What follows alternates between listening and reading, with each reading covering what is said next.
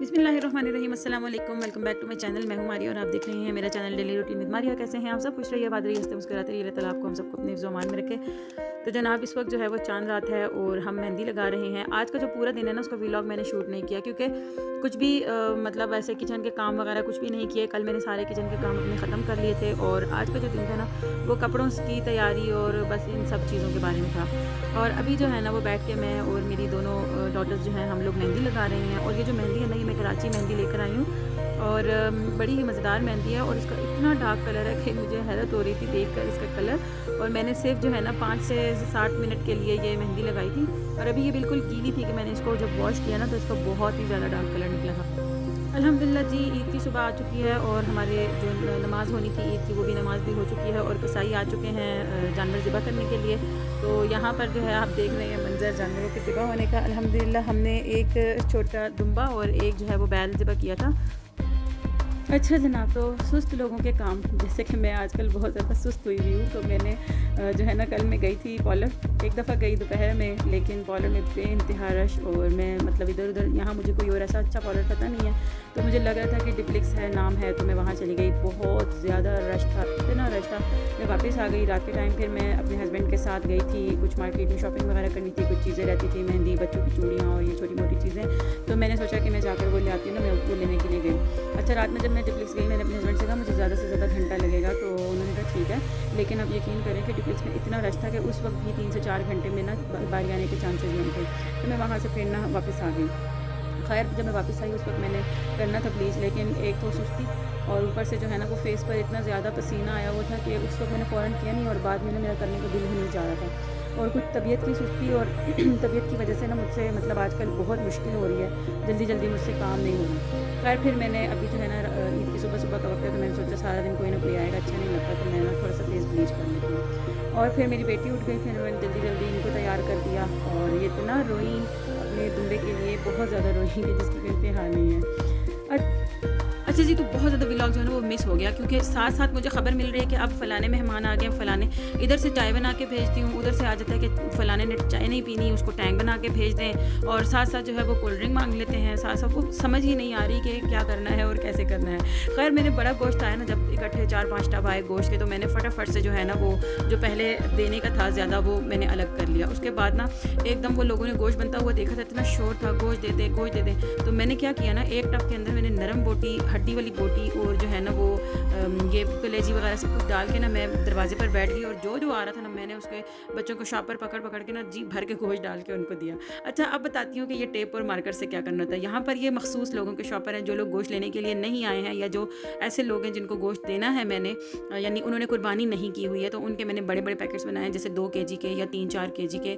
और कुछ जो हमारे लोग हैं उनके मैंने 5 kg तक के पैकेट्स बनाए हैं, तो वो मैंने उनके ऊपर चिट्स लगा दी हैं। अच्छा, बस ये नीचे अब थोड़ा सा रह गया है। साइड पर जो गोश्त आपने देखा ट्रे में पड़ा हुआ, बड़ी ट्रे में, वो सारा मदरसे में देना है। और जो ये दुम्बे वाला टब था ना, ये भी मैंने खाली कर दिया है। सिर्फ ये एक प्लेट बड़ी मैंने रखी है, मैंने नरम गोश्त रखा है कीमे का, और मैंने चांपे रखी हैं। बाकी मैंने ये शनवारी का ये गोश्त निकाला है, जो कि अभी अभी दोपहर के खाने में पक के हम लोग फारिग हो जाएंगे। मैं कुर्बानी का गोश्त घर के लिए ज़्यादा नहीं रखती क्योंकि अल्हम्दुलिल्लाह पूरे साल गोश्त होता है, तो मेरी कोशिश होती है कि ज़्यादा से ज़्यादा जो है ना तकसीम कर दिया जाए। अच्छा, अब जिन लोगों का गोश्त मैंने पैकेट्स बना के रखा है ना, उनका गोश्त मैंने फ्रीज़र में रखना है क्योंकि शेल्फ गंदी हो रही है और मैं चाह रही हूँ कि फटाफट से मैं किचन साफ़ कर लूँ क्योंकि मैं थकना शुरू हो गई हूँ और मैंने अब दोपहर का खाना भी बनाना है। तो जो पैकेट मुझे फ्रीज़र में रखने पड़ेंगे ना अपने पास संभालने के लिए, वो के मतलब जब वो आएंगे तो ले जाएंगे, या अभी वो घर पर नहीं थे या वो आए नहीं है लेने के लिए, तो उनके पैकेट ना सबके मैं डबल कर रही हूँ, डबल शॉपर कर रही हूँ, ताकि ना इसमें से पानी ना निकले, क्योंकि आपने देखा है शेल्फ पर थोड़ा थोड़ा जो है ना वो गोश्त का पानी पानी से निकलना शुरू हो गया है। बच्चों की तरफ से पुरजोर डिमांड आ रही है हमें पुलाव बना के खिलाएं, तो मैंने कहा ठीक है, मैं ऐसा करती हूँ कि पुलाव का गोश्त रख देती हूँ, लेकिन पुलाव तैयार तो रात में होगा। तो मैं अभी जो है ना ये बड़ा गोश्त थोड़ा सा साफ़ कर रही हूँ ताकि मैं पुलाव बना सकूँ। और वैसे तो अल्हम्दुलिल्लाह बहुत अच्छा गोश्त बना के गए हैं, साफ़ सुथरा गोश्त बना कर गए हैं, तो वैसे तो अच्छा है गोश्त, लेकिन यह है कि कहीं कहीं चिचड़े हैं या कहीं कोई बाल है या कोई इस तरह चीज़, तो उसको साफ़ कर रही हूँ। अल्हम्दुलिल्लाह जी, बहुत सारे लोग जो हैं वो आकर गोश्त लेकर चले गए। जो जिन तक बात नहीं पहुंची थी गोश्त की, उनको मैंने मैसेज कर दिया था, वो भी आकर ले गए। अब जो कुछ गोश्त थोड़ा सा रह गया है लोगों का देने वाला, वो रखने लगी हूँ। और शॉपर आपस में चिपके नहीं, उसके लिए मैं क्या करती हूँ वो देखिए। एक शॉपर लिया और उसको ऐसे लपेटा, उसकी चिट में बाहर निकाल देती हूँ ताकि पढ़ना आसान हो कि ये गोश्त किसका है। और फिर इस तरीके से हाथ में ग्लिसरीन लेती हूँ, गोश्त के ऊपर अच्छे तरीके से जो पैकेट होता है नीचे वाला उसके ऊपर ग्लिसरीन लगा देती हूँ, और फिर जो दूसरा पैकेट होता है ना रखने वाला उसके ऊपर भी ग्लिसरीन लगा देती हूँ, और इस तरह करके जो है ना वो मैं सारा गोश्त फ्रीज़र में रख देती हूँ। उससे ये फ़ायदा होता है कि जब शॉपर निकालने में है ना मैंने, तो मुझे ये नहीं होगा कि आप नीचे वाला शॉपर एक दूसरे के साथ चिपके हुए हैं तो मुझे खींचने पड़ेंगे, खोलने पड़ेंगे या वेट करना पड़ेगा। जस्ट बस ग्लिसरीन लगाई, एक दूसरे के ऊपर रख दिए और आराम से जैसे है ना उसको मैंने ज़रूरत पड़ेगी शॉपर निकालने के लिए लगाकर यहाँ एडजस्ट कर दिया है ताकि सारा गोश्त इकट्ठा होकर एक जगह पर आ जाए और मेरे फ्रीज़र में स्पेस बाकी रहे। अच्छा जी, तो ये दुम्बे का गोश्त मैंने धोया है, जिसकी मैं अभी दोपहर के खाने में बनाने लगी हूँ शनवारी कढ़ाई। और साइड पे मैंने ये 2 नलियाँ रखी हैं बड़े गोश्त की अपने घर के लिए, इसमें बनाऊंगी निहारी। और इस शॉपर में थोड़ी सी चर्बी रह गई है, वो किसी न किसी को दे दूँगी। ये एक बड़ा थाल गोश्त का, नरम गोश्त का मैंने रखा है जिसका मैंने कीमा बनाना है, और 7 प्लेट में गोश्त था जो कि मैंने दुम्बे का गोश्त रखा है जिसके मैंने चपली कबाब बनाने हैं। बस ये थोड़ा सा गोश्त है जो मैंने घर पर कुर्बानी का रखा है, बाकी सारा गोश्त तकसीम कर दिया है क्योंकि मैं घर पे कुर्बानी का गोश्त ज़्यादा सेव नहीं करती। तो अब बना रही हूँ मैं शनवारी दुम्बे के गोश्त की, और यहाँ पे मैंने 1 kg पूरा दुम्बे का गोश्त लिया है और उसके अंदर मैंने थोड़ी सी चर्बी डाल दी। अच्छा, ये एक स्केल होता है किचन स्केल, ये तकरीबन हर किचन में होना बहुत ज़रूरी होता है, ख़ासकर वो लेडीज़ जो नई नई चीज़ें ट्राई करती रहती हैं, नई नई चीज़ें बनाती रहती हैं, उनको ग्राम्स में जो है ना वो चीज़ों का अंदाज़ा हो, इसलिए ये बहुत ज़रूरी होता है। मेरे किचन की तो ये बहुत अहम ज़रूरत है। अच्छा जनाब, शनवारी की ना मुकम्मल रेसिपी आपको मैं इसी चैनल पर नीचे अलग से दे दूँगी, क्योंकि अगर मैं रेसिपी ऐड करती हूँ ना तो वीडियो बहुत ज़्यादा लंबी हो जाती है।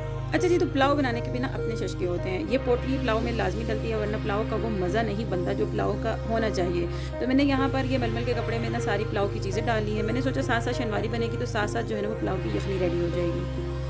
जितनी देर में मैंने अपने पुलाव को पकने के लिए, पुलाव का जो यखनी है उसको पकने के लिए रखा था, इधर जो है वो टमाटर रखे हुए थे पकने के लिए शनवारी में, तो इनकी स्किन जो है ना वो पील ऑफ हो गई है बिल्कुल। तो मैंने सोचा कि मैं इसकी स्किन को ना उतार लेती हूँ, क्योंकि टमाटर तो आपको पता है, आपने मुझे देखा होगा कुकिंग करते हुए, टमाटरों के छिलके मुझे वैसे ही बहुत इरिटेट करते। शनवारी माशाल्लाह से बिल्कुल तैयार हो चुकी है, और मैंने सोचा है कि व्लॉग का टाइम जो है ना वो मॉर्निंग में रख दूँगी, जबकि रेसिपीज़ दोनों जो है ना वो शाम में 5 बजे आपको मिल जाया करेंगी।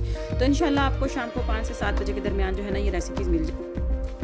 खाना तैयार होते साथ इतनी भूख लगी हुई थी, फटाफट से खाना खाया। खाना खा के मैंने थोड़ी देर रेस्ट किया, तकरीबन आधे घंटे की किचन से छुट्टी ली, और फिर जो है ना मैं वापस किचन में आ गई। और ये मैंने बीफ निहारी जो है ना उसके लिए गोश्त वगैरह रेडी किया था, उसको मैंने साफ़ किया, धोया, फिर उसके बाद मैंने उसका इस तरह से पैकेट बनाया। साथ ही मैंने थोड़ी सी चांपे जो है ना वो दुम्बे की रखी थी, तो मैंने बस वो चांपे भी इसी तरह से धो के साफ़ करके पैक कर दी। अच्छा जी, तो ये मेरा एक बड़ा बॉक्स है जिसके अंदर ना मशीनों के सारे पुर्जे होते हैं, यानी तमाम चीज़ें मशीनों की धो के साफ़ सुथरी करके हल्की सी ऑयलिंग करके मैं इस बॉक्स में रख देती हूँ। इससे ये फ़ायदा होता है कि जब भी कोई मशीन का पुर्जा मुझे चाहिए ना, बस ये बॉक्स खोला निकाल लिया।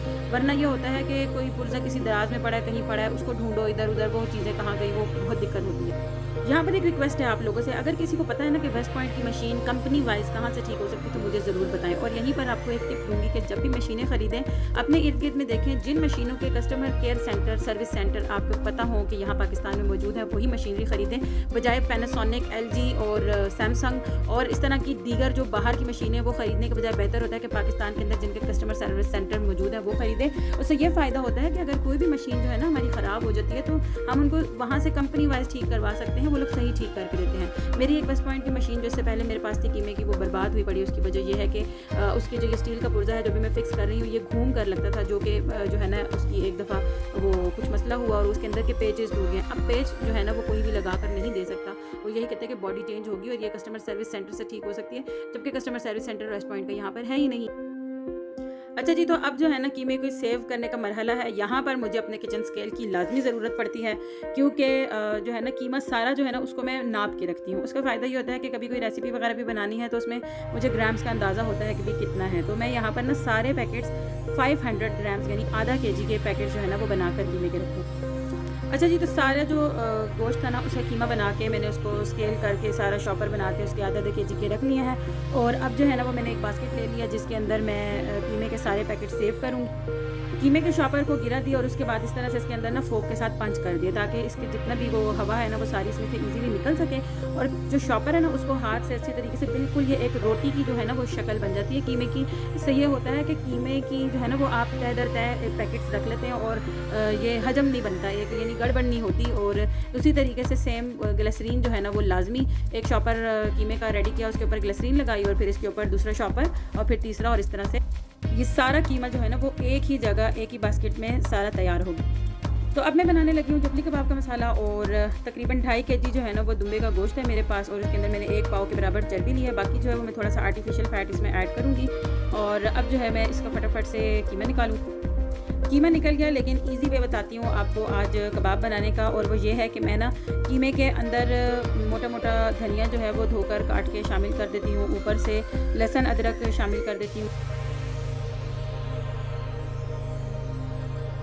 साथ ही हरी मिर्चें कीमे में मिक्स करके ना, साबुत हरी मिर्चें। फिर इस सारे कीमे को एक बार दोबारा से ना बारीक जाली से मैं कीमा निकाल लेती हूँ। तो इस वक्त जो कीमा अभी मैंने निकाला है ना, ये मैंने बारीक जाली से निकाला। कीमे का काम ख़त्म हुआ, मशीन के सारे पुर्जे वगैरह धोकर मैंने साफ़ सुथरे कर लिए हैं, और बाकी पुर्जों को तो नहीं, लेकिन ये जो जाली है और जो कटर है ना, इसको ऑयल लगा कर रखना होता है। उसके बाद इस तरीके से अच्छे तरीके से ना सारी मशीन को भी मैंने साफ़ करना है, क्योंकि मशीनें कभी भी गंदी नहीं रखनी चाहिए।